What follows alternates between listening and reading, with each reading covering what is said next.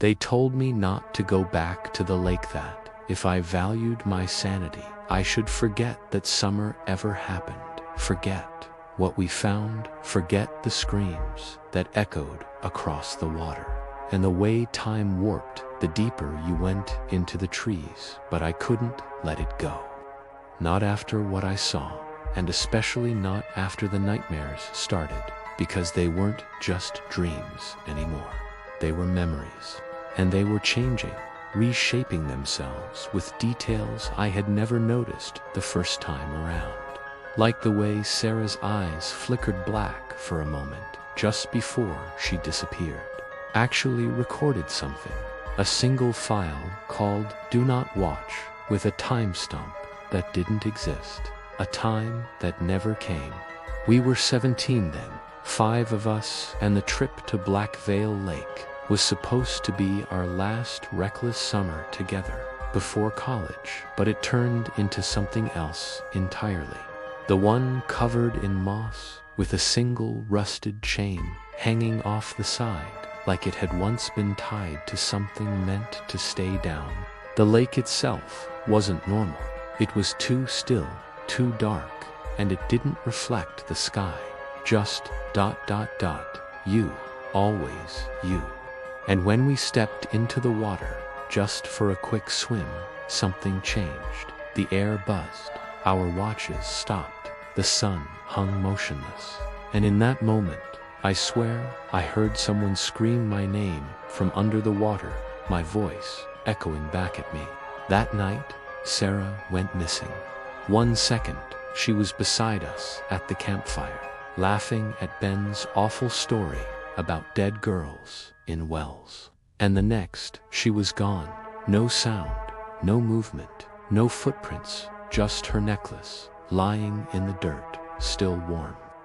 We searched all night, called her phone, yelled until our voices broke. But the forest didn't echo anymore. It just swallowed everything. When we finally called for help, the rangers didn't believe us, said there was no pier, said Black Veil Lake had been closed to the public for decades, said no one had camped out there in years. But we were there. We had photos, videos, except when we tried to show them, everything was corrupted, glitched, or worse, completely blank. Like the forest had erased us. We left the next day, broken, silent, barely speaking. Sarah was never found. Blank white cards with only one sentence scrawled in red ink. Do you remember what you did? We hadn't told anyone, like the forest had been whispering to them too. Ben said he found Sarah's necklace in his mailbox one morning, clean and shining like new. Marcy said her 6-year-old daughter started drawing pictures of the lake, perfectly accurate pictures, down to the rusted chain on the pier. He hadn't spoken a word in months, just stared at a wall of photos from that trip, rearranging them daily, trying to make them tell a story he couldn't explain.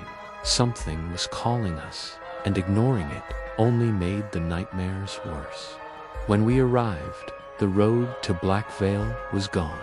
Just trees, endless trees. But the lake was still there waiting. The pier had returned to fully intact, as if it had never rotted.